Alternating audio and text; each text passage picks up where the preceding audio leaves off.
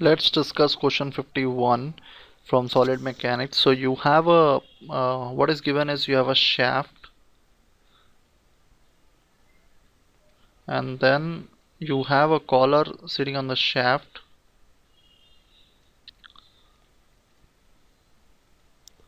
okay, and you have a collar like this for the shaft, and which is resting on a plate, right?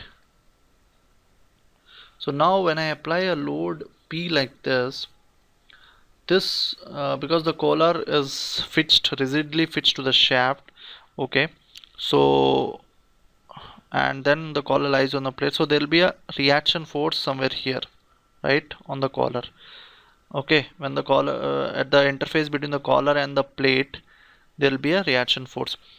So now what is asked is the average shear force in the collar. Now if you consider the collar itself, the collar is a hollow shape, okay, and here you have the shaft. So on these surfaces, on the inner side where shaft comes in contact, there is a shear, right, because the shaft tries to uh, move tangentially at this at the inner phase of this, right. So at this inner phase, so if I take the cross section, right, if I take the cross section, you have a shear stress like this tau, okay, throughout the circumference.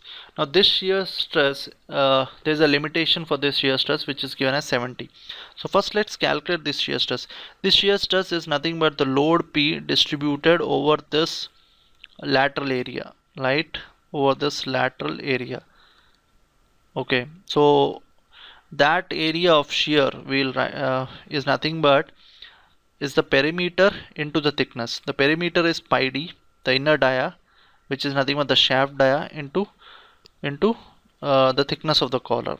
So this is the shear stress pi dt, and this has to be limited to 70 MPa. So the load, what is asked is the maximum load that can be applied.